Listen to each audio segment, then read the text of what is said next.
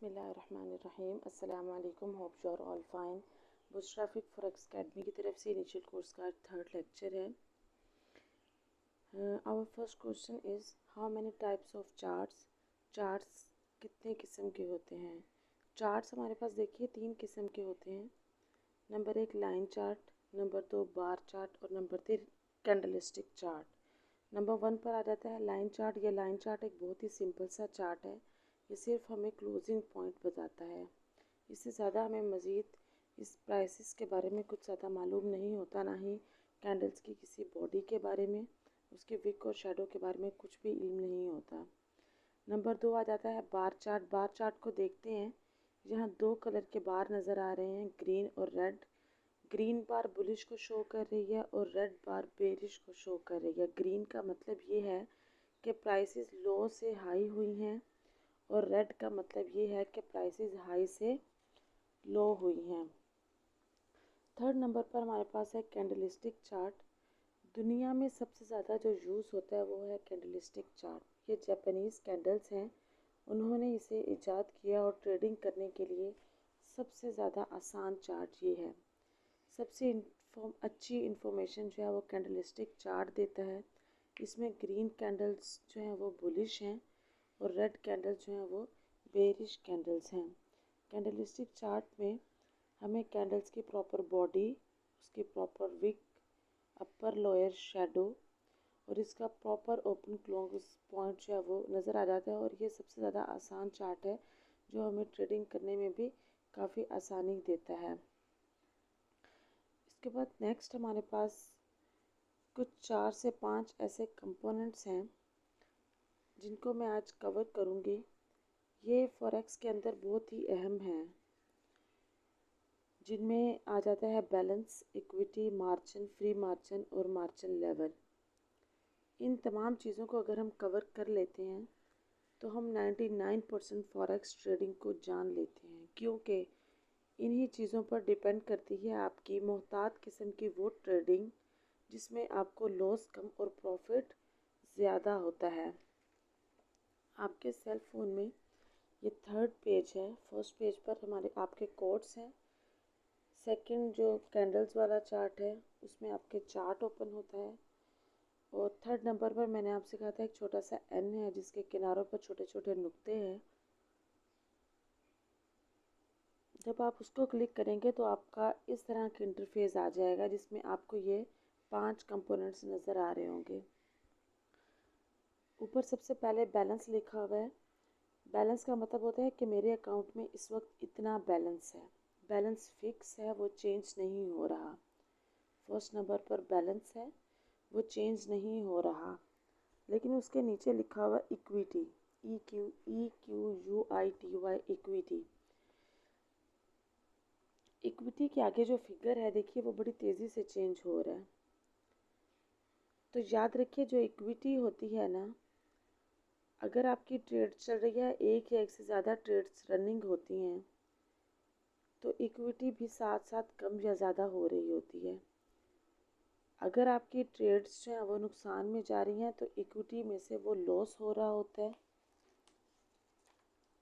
और अगर प्रॉफिट में जा रही हैं तो वो आपके बैलेंस में ऐड हो रही होती है। ये आपकी इक्विटी होती है। अगर ट्रेड्स जो हैं वो लॉस में चल रही हैं तो सारा लॉस ऊपर सुर्ख रंग की पट्टी में शो होता है। देखिए यहाँ पर मेरी एक ट्रेड चल रही है जो कि यूरो यूएसडी का पेयर है। बाय की ट्रेड है। 0.01 इसका लॉट साइज़ है। ये इस वक्त जो है ना वो लॉस में जा रही है, तो आपको रेड कलर में लिखा हुआ नज़र आ रही है -1.20। इसी तरह ऊपर जो मेरी टॉप लाइन है वो भी देखिए रेड कलर की है। रेड कलर का ऊपर -1.20 यूएसडी लिखा हुआ है।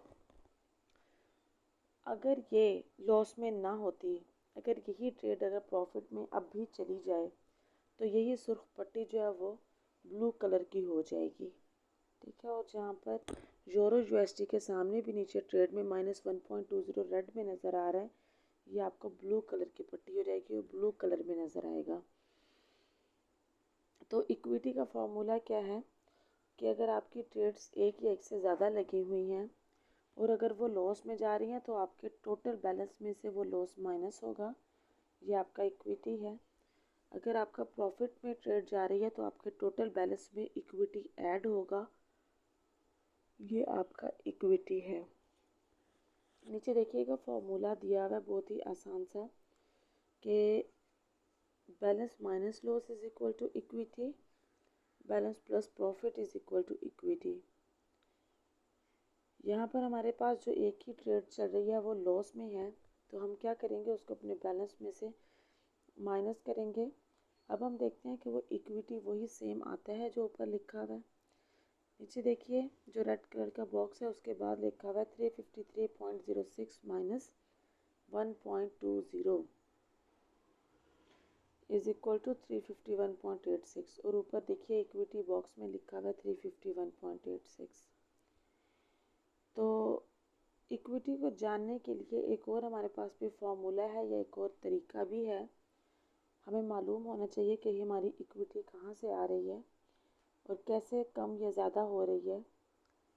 अगर तो आपकी ट्रेड लॉस में जा रही होगी तो आपके बैलेंस में से वही लॉस माइनस होगा और आपकी इक्विटी शो हो रही होगी। अगर आपकी ट्रेड जो है वो प्रॉफिट में जा रही है तो आपके बैलेंस में वही प्रॉफिट ऐड हो रहा होगा और वो आपकी इक्विटी आपको शो हो रही होगी। इक्विटी के नीचे दो और कंपोनेंट है, मार्जिन और फ्री मार्जिन।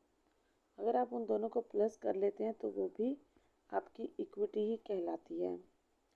देखिए जो आपका सेलफोन है उसमें ये पेज की जो अमाउंट्स लिखी हुई है वो चेंज होंगी। उसकी वजह ये है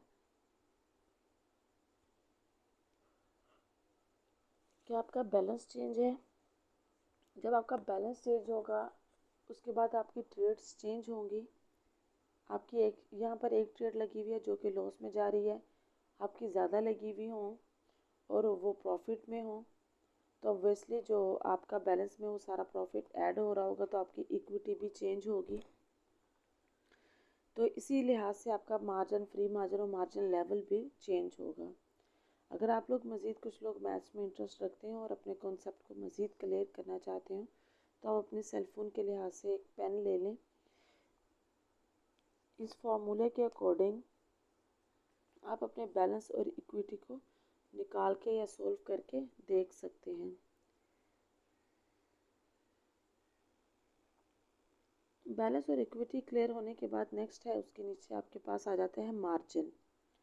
मार्जिन किसे कहते हैं? देखिए मार्जिन का लफ्ज़ जो है वो अपने नाम से क्लियर है। मार्जिन कहते हैं किसी भी काम करने का इतना मार्जिन।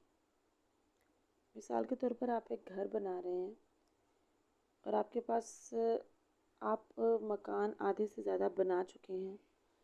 अब पीछे जो है ना आपके पास क्या अमाउंट है घर को बनाने के लिए, घर को मज़ीद मुकम्मल करने के लिए, तो आप ख़ुद से बता सकते हैं कि मेरे पास जितनी अमाउंट मौजूद है उसके अकॉर्डिंग मेरे पास घर इतने फ़ीसद बनाने का मार्जिन मौजूद है। मैं घर को मज़ीद इतना मुकम्मल कर सकता हूँ, इतना मार्जिन मेरे पास अभी मौजूद है। तो फॉरेक्स ट्रेडिंग के अंदर मार्जिन की जो डेफिनेशन है वो ये है, margin is an amount that is fixed by broker for your running lots. आपकी जो लॉट्स उस वक्त रनिंग होती हैं, जो आपकी ट्रेड्स उस वक्त चल रही होती हैं, उन ट्रेड्स को देखते हुए और आपके बैलेंस, आपकी अमाउंट को देखते हुए आपका ब्रोकर आपके लिए फ़िक्स करता है कि इसके बाद मज़ीद आप कितनी लॉट्स लगा सकते हैं। आप इसके बाद, इस ट्रेड को लगाने के बाद जो इस वक्त आपका मार्जिन चल रहा होता है, इसके बाद आपका और ट्रेड लगाने का कितना मार्जिन मौजूद है, ये आपका ब्रोकर आपकी अमाउंट को और आपकी रनिंग लॉट्स को देखते हुए डिसाइड करता है, फिक्स करता है। तो मार्जिन का जो फिगर है वो किस तरीके से आप फाइंड आउट कर सकते हैं। आप इक्विटी में से फ्री मार्जिन को माइनस कर दें तो आपका आंसर मार्जिन आ जाएगा। देखिए ऊपर इक्विटी आपके पास है 351.86, इसमें से जब मैंने फ्री मार्जिन 273.95 को माइनस किया तो आपका जो मार्जिन है वो 77.91 आ गया। ऊपर देखिए बॉक्स के अंदर मार्जिन लिखा हुआ है 77.91। तो हम मार्जिन को कैसे फाइंड आउट करेंगे? इक्विटी में से जब हम फ्री मार्जिन को माइनस करेंगे तो हमारा मार्जिन आ जाएगा। नेक्स्ट मार्जिन के बाद है फ्री मार्जिन। देखिए जब हम इक्विटी में से मार्जिन को माइनस कर देंगे तो वो बाकी फ्री मार्जिन आ जाएगा। इक्विटी हमारे पास थी 351.86। इसमें से जब मैंने मार्जिन जो अभी हमने फाइंड आउट किया 77.91, जब इसको माइनस किया तो हमारे पास फ्री मार्जिन आ गया 273.95। ऊपर आप देख सकते हैं फ्री मार्जिन लिखा हुआ है 273.95। लास्ट कंपोनेंट है margin level. It's a very important component. Margin level का भी एक शॉर्ट सा फार्मूला बनाया है। मार्जिन लेवल हमारा बहुत ही अहम कंपोनेंट है जो हमें अपने मार्जिन लेवल को बताता है कि हमारे पास मज़ीद कितना मार्जिन लेवल मौजूद है मज़ीद ट्रेड्स लगाने के लिए। हमारे पास जो इक्विटी मौजूद है जिसको हम शुरू से यूज़ कर रहे हैं, इक्विटी को आपने डिवाइड करना है मार्जिन पर। जो भी आंसर आएगा उसको 100 से मल्टीप्लाई कर दें तो आपका मार्जिन लेवल आ जाएगा कि आप किस लेवल पर, मार्जिन के किस लेवल पर मौजूद हैं।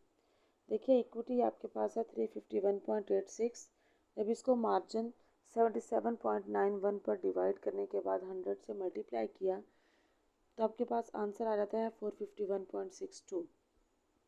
ऊपर देखिए रेड कलर के बॉक्स में है मार्जिन लेवल, परसेंटेज है 451.62। ये जो इस वक्त आपको मार्जिन लेवल मेरी स्क्रीन पर शो हो रहा है, ये इस वक्त इंतहाई डेंजर जोन में मौजूद है। इसके बाद एक आध ट्रेड ही और लगेगी और वो भी अगर लॉस में चली जाती है तो ये अकाउंट वॉश होने वाला है। आपने इस मार्जिन लेवल को बहुत फोकस करना है। आपका जो मार्जिन लेवल है वो इस तरह डेंजर जोन में नहीं आना चाहिए। आपका मार्जिन लेवल जो है वो मिनिमम 1000 प्लस होना चाहिए। इन कंपोनेंट्स को जानने के बाद हमें ये पता चला कि हमें अपने बैलेंस को तो मेंटेन रखना है। बैलेंस तो चेंज नहीं होगा, बैलेंस ऑब्वियसली वही होगा जो आपने डिपॉजिट करवाया होगा, लेकिन आपकी इक्विटी बड़ी तेज़ी से चेंज होती रहेगी अकॉर्डिंग टू योर ट्रेड्स। अगर वो लॉस में जा रही होगी तो ऑब्वियसली इक्विटी भी आपकी कम हो रही होगी, और अगर प्रॉफिट में जा रही होगी तो आपकी इक्विटी आपके बैलेंस से भी ज़्यादा हो रही होगी क्योंकि वो प्रॉफिट आपके बैलेंस में ऐड हो रहा होगा। इसी तरह मार्जिन और फ्री मार्जिन है और मार्जिन लेवल भी। जब आप इन सारे कंपोनेंट्स को मेंटेन रखेंगे तो आपका अकाउंट कभी भी डेंजर जोन में नहीं जाएगा, बल्कि वो हमेशा सेफ जोन में रहेगा और आपको ज़्यादा से ज़्यादा ट्रेड लगाने का मार्जिन भी मौजूद होगा। नेक्स्ट जो हमारे पास इम्पोर्टेंट क्वेश्चन है वो है what is pip in forex. Forex में पिप क्या है, फॉरेक्स में हम इससे क्या हेल्प ले सकते हैं। देखिए हम रियल लाइफ में जब भी कोई काम स्टार्ट करते हैं वहाँ पर हम प्रॉफिट को इस तरह काउंट करते हैं कि कोई चीज़ है वो आपने 1700 में ली और 1750 में बेच दी, तो आप कहते हैं कि मुझे 50 रुपये का प्रॉफिट हुआ। लेकिन फॉरेक्स में जो प्रॉफिट है उसे काउंट करने के लिए हम पिप का वर्ड यूज़ करते हैं, PIP, पिप। पिप का वर्ड यूज़ करते हैं। हम कहते हैं कि हमने इतने पिप प्रॉफिट लिया या हमने इतने पिप लॉस किया। तो सिर्फ इस बात को समझिए और याद रखिए कि ये जो पॉइंट्स मूव करते हैं 1 2 3 4, जब ये 10 पॉइंट्स हो जाते हैं तब जाकर एक पिप बनता है। एक पिप के अंदर 10 पॉइंट मौजूद होते हैं। तो जब 10 पॉइंट से एक पिप बनता है तो 100 पॉइंट से 10 पिप बनते हैं, और 10 पिप का मतलब है $1। तो इससे हमें ये बात क्लियर हुई कि 10 पॉइंट्स जब मार्केट मूव करती है तो एक पिप बनता है, 100 पॉइंट मूव करने से 10 पिप बनते हैं। 10 पिप का मतलब है $1। तो $1 के अंदर कितने पॉइंट्स हुए, 100 पॉइंट्स हुए। मिसाल के तौर पर आपकी एक ट्रेड लगी हुई है 0.01 लॉट साइज़ की, और आपके पास जो इस वक्त प्राइस चल रही है वो है 111.409। अगर वो 409 जो है वो पॉइंट्स मूव करते करते 509 हो जाते हैं, 111.409 से 111.509 बन जाते हैं, यानी कि वो 100 पॉइंट मूव कर जाती है, तो ये $1 बनेगा। हम बोलेंगे कि हमने 10 पिप प्रॉफिट किया। 100 पॉइंट में 10 पिप्स हुए ना, तो हम इसको किस तरह से बोलेंगे पिप्स में कि हमने 10 पिप्स प्रॉफिट लिया। अगर यही मार्केट की प्राइस आपकी 111.409 से 419 पर चली जाती है, यानी कि सिर्फ 10 पॉइंट मूव करती है, तो वो कितना बनेगा? 10 पॉइंट। हमने पहले कहा कि एक पिप बनता है, 10 पॉइंट से एक पिप बनता है, तो हम इस तरह बोलेंगे कि हमें एक पिप प्रॉफिट हुआ। यही फॉर्मूला इसी तरह आगे कर दें। 0.01 की लोड साइज थी, तो 10 पॉइंट मूव करने से एक पिप बनता था, और 100 पॉइंट मूव करने से $1 या 10 पिप्स बनते थे। अगर लॉट साइज आपका 0.02 होगा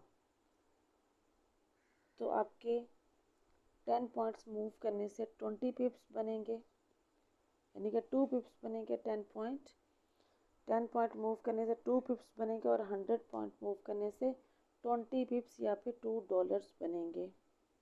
ठीक है, मिसाल के तौर पर मार्केट जो है वो आपकी 111.412 पर थी, और वो 100 पॉइंट मूव कर गई, 111.512 पर चली गई, तो हम कहेंगे हमें 20 पिप्स का हमने प्रॉफिट लिया, या हमें $2 का प्रॉफिट हुआ। देखिए, जब 10 पॉइंट्स कम होते हैं या ज़्यादा होते हैं तो हमारे पास एक पिप बनता है। तो 50 पॉइंट्स जब मार्केट ऊपर जाती है या नीचे जाती है तो हमारे पास 5 पिप बनते हैं, क्योंकि हमने कहा था कि 10 पॉइंट्स का एक पिप होता है। तो जब 50 पॉइंट मार्केट ऊपर जाएगी या 50 पॉइंट मार्केट नीचे जाएगी तो हमारे पास 5 पिप बनेंगे। 5 पिप हमें प्रॉफिट होगा या 5 पिप हमें लॉस होगा।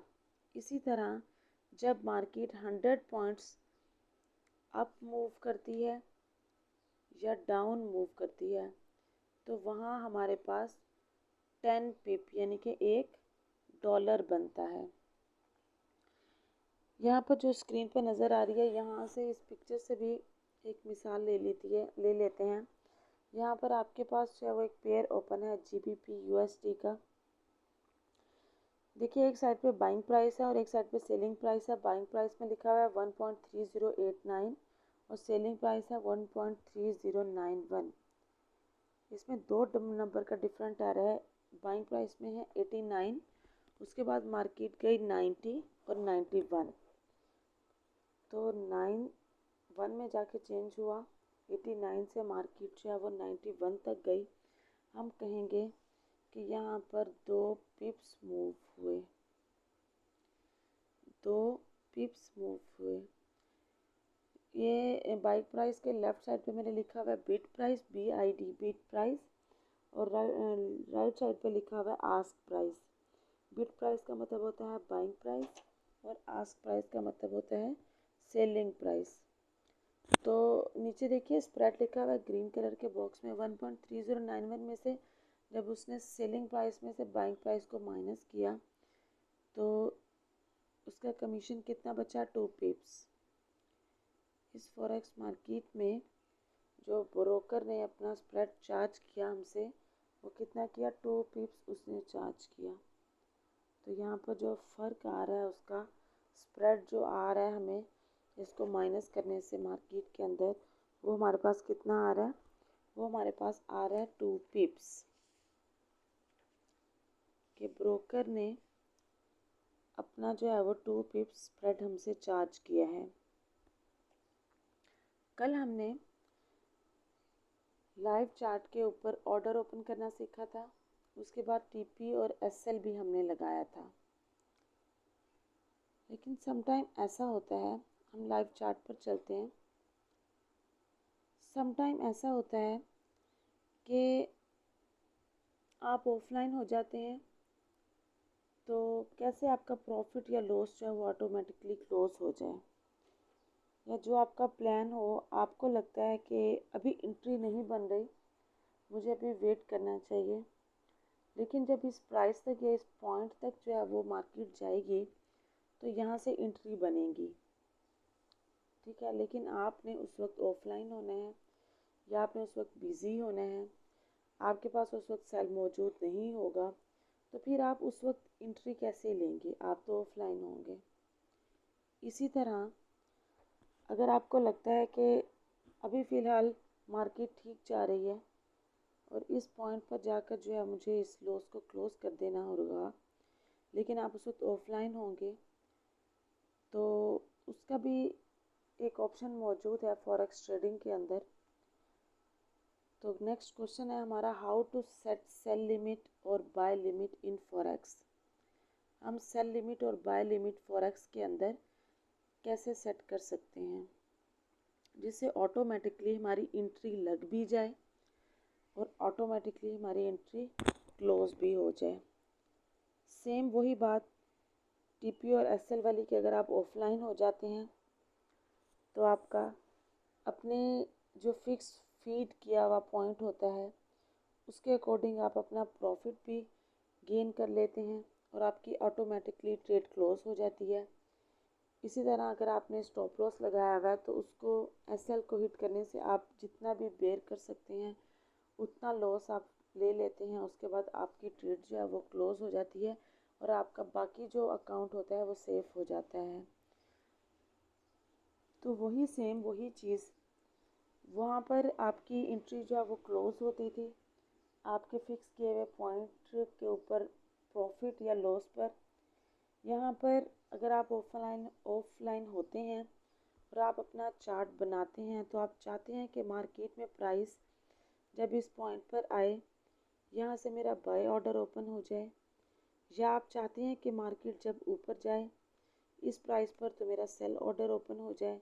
तो इस चीज़ के लिए MT4 में दो ऑप्शंस मौजूद हैं। मैं आपको यहाँ लाइव अपने चार्ट पर दिखाती हूँ कि जब मैं किसी भी पेयर का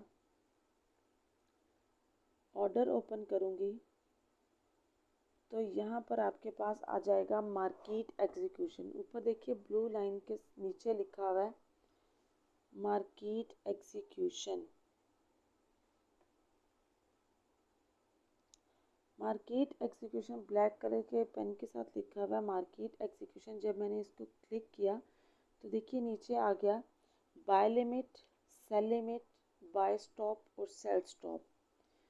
मुझे लगता है कि जब मेरी मार्केट अब इस वक्त 1945 पर है, इस वक्त तो खैर मार्केट ऊपर जा रही है, आप एक फ़िक्स कर लेते हैं कि मुझे लगता है कि 1950 के बाद मार्केट जो है वो दोबारा नीचे आएगी और जब नीचे आ रही होती है तो आपको सेल की एंट्री लगानी होती है। आप यहाँ से सेल लिमिट को ओपन कर लें, ठीक हो गया। यहाँ पर देखिए सेल लिमिट ओपन हो गई है, सेल लिमिट लिखा हुआ है, उसके नीचे आपका 0.01 लोड साइज़ है, वहाँ पर आपने अपना लोड साइज़ फिक्स करना है। उसके नीचे जो है आपकी बाइंग प्राइस और सेलिंग प्राइस चल रही है, उसके नीचे लिखा हुआ है प्राइस 0.00। यहाँ पर आपने वो प्राइस फिक्स करना है जिस पर आप एंट्री लगाना चाहते हैं। जैसे मैंने अभी आपसे कहा, आपको लगा कि 1950 पर जब मार्केट जाएगी तो आपको सेल की एंट्री बनती है, आपको सेल की एंट्री लगानी चाहिए, तो आप यहाँ पर वो प्राइस फिक्स करेंगे जहाँ से आप एंट्री लेना चाहते हैं, बाय की या सेल की। उसके बाद आप राइट साइड पर अपना टीपी फिट करेंगे और लेफ़्ट साइड पर एसएल फिट करेंगे अकॉर्डिंग टू योर चार्ट। उसके बाद नीचे लिखा हुआ है यहाँ पर PLACE प्लेस, यहाँ नीचे देखिए रेड और ब्लू कलर की लाइन चल रही है, ये बाइंग और सेलिंग प्राइस के बाद नीचे लिखा हुआ है PLACE प्लेस। तो आपने सारा अपना डाटा फीड करने के बाद इसको प्लेस कर देना है, तो ये आपका सेल लिमिट ऑर्डर ओपन हो जाएगा। जैसे ही मार्केट आपके फिक्स किए हुए प्राइस 1950 तक पहुंचेगी तो ऑटोमेटिकली आपकी ट्रेड जो है वो ओपन हो जाएगी और आपके फिक्स किया हुआ, आपको अगर मार्केट आपके अगेंस्ट जाती है और आपने ठीक एनालिसिस करके सेल लिमिट को ओपन किया था और मार्केट आपके अकॉर्डिंग जा रही है, आपको प्रॉफिट दे रही है, तो जितना भी आपने प्रॉफिट फीड किया होगा वो उसको हिट करेगी टीपी को और आप अपना प्रॉफिट गेन कर लेंगे और ट्रेड आपकी ऑटोमेटिकली क्लोज हो जाएगी। और अगर मार्केट आपके अगेंस्ट चली जाती है तो जो आपने एसएल फिट किया हुआ होगा उस एसएल को हिट करेगी और जितना भी आप लॉस बेयर कर सकते हैं आप उतना लॉस बुक करेंगे और ऑटोमेटिकली आप मार्केट से एग्जिट हो जाएंगे। इसी तरह सेल लिमिट लगाएंगे, इसी तरह बाय लिमिट, इसी तरह सेल स्टॉप और बाय स्टॉप आप लगा सकते हैं। ये आपका एक बहुत ही सेविंग मोड है जो फॉरेक्स की मार्केट के अंदर आपके लिए मौजूद है।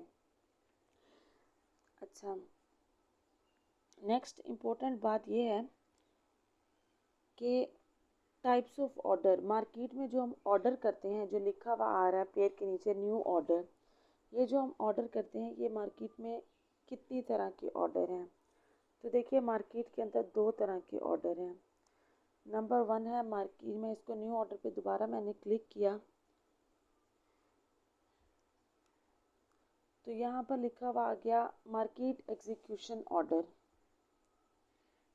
सेकंड आ जाता है आपके पास पेंडिंग ऑर्डर। ये दो तरह के हमारे पास मार्केट में ऑर्डर होते हैं, एक है मार्केट एग्जीक्यूशन ऑर्डर और नंबर 2 पर आ जाता है पेंडिंग ऑर्डर।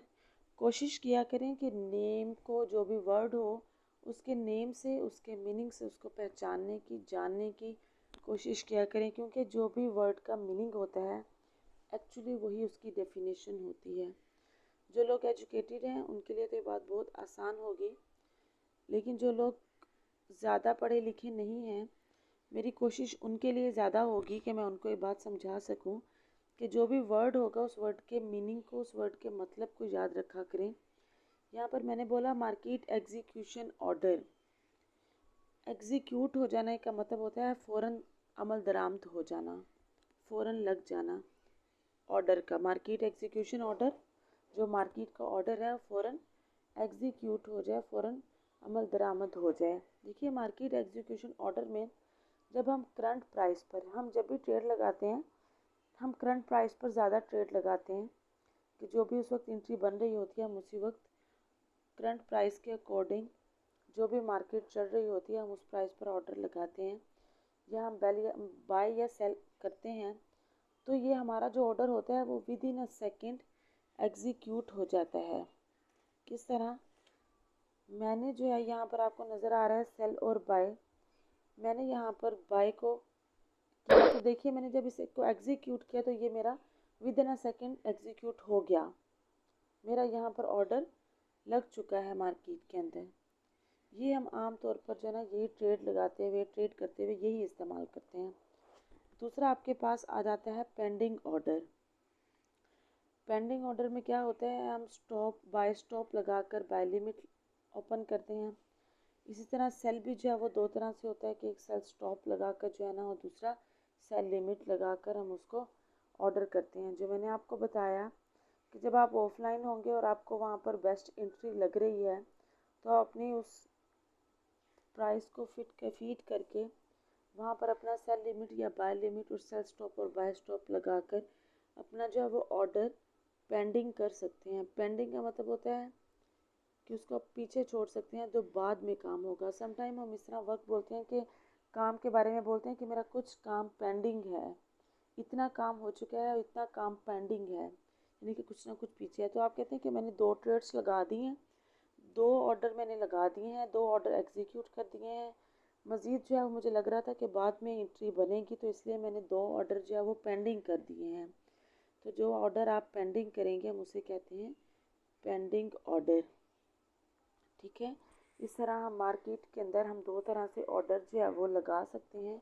एक वो ऑर्डर जो आप करंट प्राइस पर फ़ौरन ही एग्जीक्यूट कर देंगे, वो फ़ौरन ही आपके सामने with in a second execute हो जाएगा।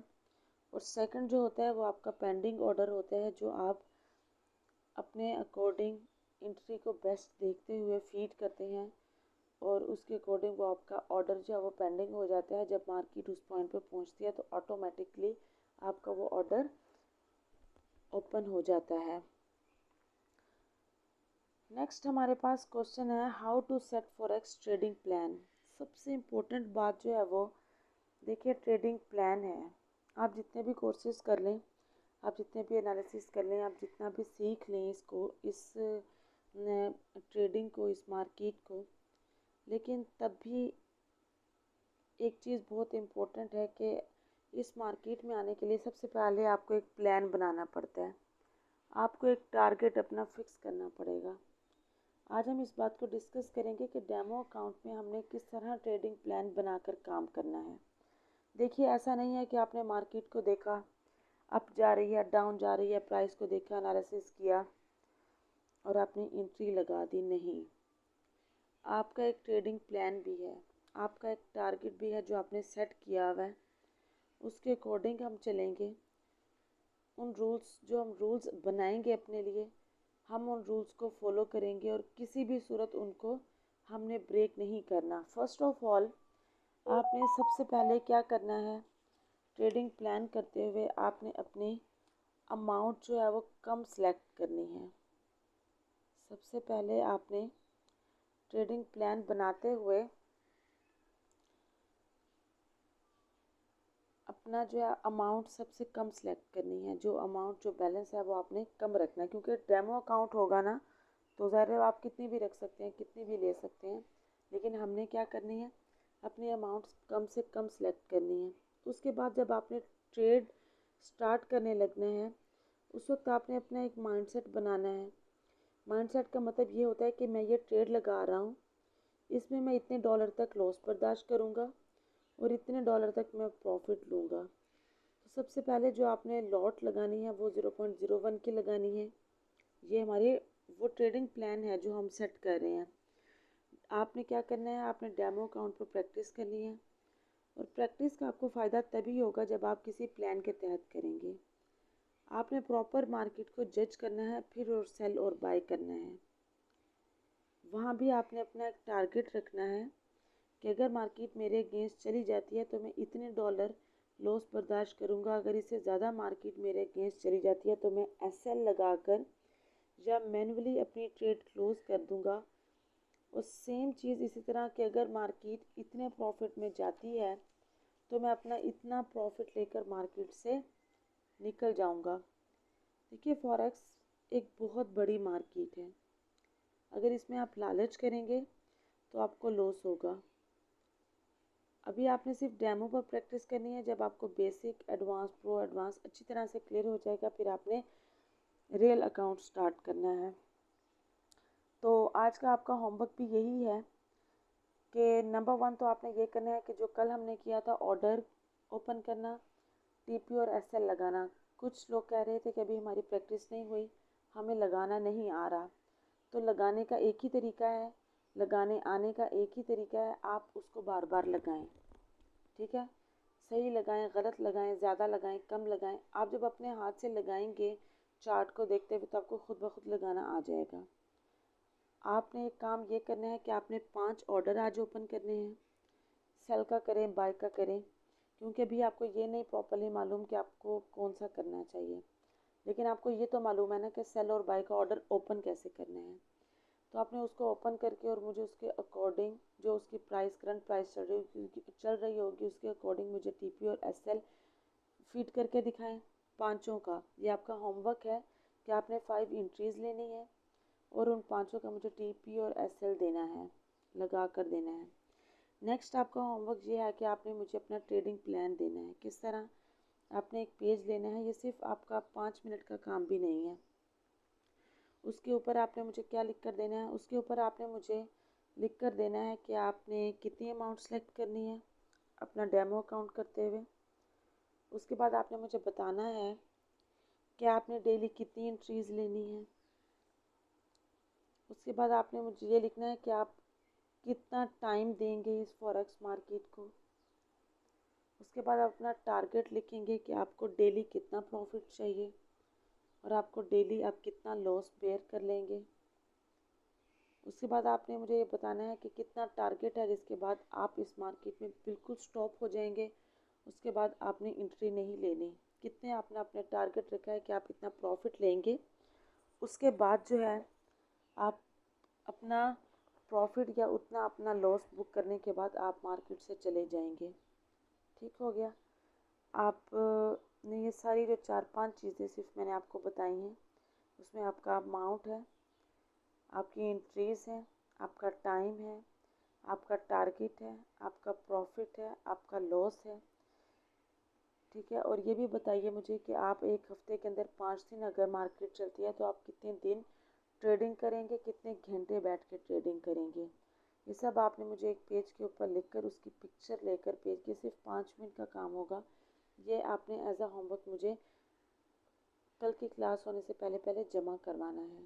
ठीक हो गया, आज का हमारा लेक्चर इतना ही था। अपने ट्रेडिंग प्लान को जो है वो रेडी कीजिए और 5 एंट्रीज लगाकर उसका टीपी और एसएल भी लगाकर मुझे उनके भी पिक्चर्स भेजिए। कल इंशाल्लाह नेक्स्ट हम लाइव चार्ट पर बात करेंगे। थैंक यू, अल्लाह हाफिज़।